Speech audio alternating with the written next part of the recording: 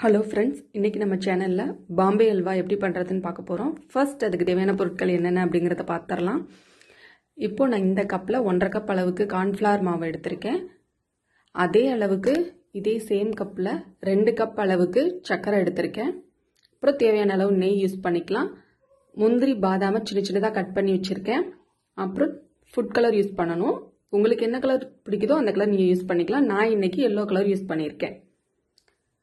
First பாத்திரத்தை அடுப்பில் வச்சுட்டு நம்ம எடுத்து வச்சிருக்கிற சீனியை கொட்டி அதில் நம்ம இப்போ 1.5 கப் அளவுக்கு சீனி எடுத்துக்கோம் அப்படின்னா 2 கப் அளவுக்கு தண்ணி ஊற்றி நல்லா மிக்ஸ் பண்ணி விடுங்க. நல்லா சர்க்கரை நல்லா கரைஞ்சி ஃபுல்லாக தண்ணியில் ஃபுல்லாக கரைஞ்சதுக்கப்புறமா இதுக்கு எந்த ஒரு பதம், இந்த கம்பி பதம் அந்த மாதிரி பதமெல்லாம் இருக்கணுன்றது அவசியம் இல்லை. ஜஸ்ட்டு நம்ம தொட்டு பார்க்கும்போது நல்லா பிசுபிசுப்பு தன்மையோடு இருந்தால் போதும். அந்தளவுக்கு நமக்கு பதம் கிடைச்சா போதும். நல்லா கிளறி விட்டுட்டே இருங்க, இல்லைன்னா அடி பிடிச்சிரும். அதுக்கப்புறமா நம்ம எடுத்து வச்சிருக்கிற கார்ன்ஃப்ளவர் மாவில் இப்போ நான் 1.5 கப் எடுத்திருந்தேன் இல்லையா, அதுக்கு ஒரு 2 கப் அளவுக்கு தண்ணி ஊற்றி நல்லா மிக்ஸ் பண்ணிடுங்க. கெட்டிப்படாமல் நல்லா மிக்ஸ் பண்ணி விட்டுருங்க. இப்போ பாருங்கள், நான் நல்லா மிக்ஸ் பண்ணிட்டேன். இதை மிக்ஸ் பண்ணதுக்கப்புறமா நமக்கு இங்கே சக்கரை பாகு ரெடியானதுக்கப்புறம் இந்த பாகில் நம்ம இந்த கார்ன்ஃப்ளவர் மிக்ஸ் பண்ணி வச்சுருக்கிறத அப்படியே ஊற்றிடலாம். ஊற்றி கிளறிட்டே இருக்கணும். மீடியம் ஃப்ளேமில் வச்சே கிண்ணுங்க, இல்லைன்னா அடி பிடிச்சிரும். நல்லா கிளறி விட்டுட்டே இருங்க. இப்போ பார்த்தீங்கன்னா தெரியும், ஃபஸ்ட்டு நம்ம கார்ன்ஃப்ளவர் மிக்சிங் ஊற்றினப்போ எப்படி இருந்தது, இப்போ இந்த அளவுக்கு அது கெட்டி ஆகிட்டு வந்துட்டு இருக்குங்கிறது உங்களுக்கே தெரியும். இப்போ இந்த ஸ்டேஜில் நம்ம ஃபுட் கலர் வந்துட்டு ஆட் பண்ணிக்கலாம். ஆட் பண்ணிவிட்டு நல்லா கிளறி விட்டுட்டுருங்க. கிளறினதுக்கப்புறமா இந்த மாதிரி கிடைச்சிரும். அதுக்கப்புறமா நம்ம நெய் ஆட் பண்ணிக்கலாம். ஃபஸ்ட்டு நான் ஒரு 2 ஸ்பூன் மட்டும் ஆட் பண்ணி நல்லா மிக்ஸ் பண்ணி விட்டுட்டேன்.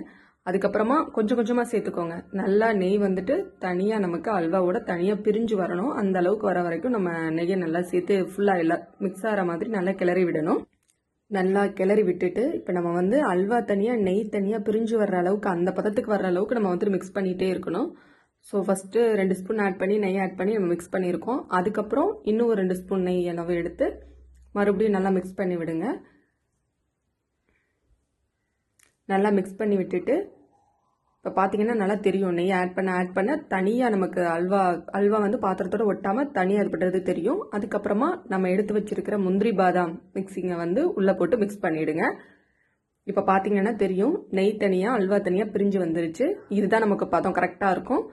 இதை எடுத்து ஒரு பிளாஸ்டிக் பாத்திரம் இல்லை எந்த பாத்திரமோ நீங்கள் வச்சுருக்கீங்களோ அதில் நெய் தடவிட்டு நம்ம அல்வாவை பாத்திரத்துலேருந்து அப்படியே இதில் மாற்றிடலாம். மாற்றிட்டு நல்லா சமப்படுத்தி விட்டுருங்க.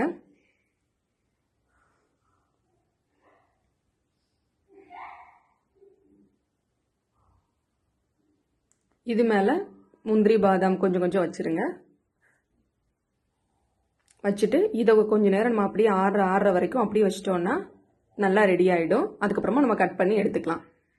இப்போ பாருங்கள், நான் ஒரு 1/2 hour வச்சுருந்துட்டு வேறு பாத்திரத்துக்கு மாற்றிட்டேன். இப்போ நல்லா கிடச்சிருக்கு பாருங்கள். இப்போ நான் கட் பண்ணுறேன் பாருங்கள், எவ்வளோ அழகாக ஸ்லைசஸாக கிடைக்குதுன்னு பாருங்கள்.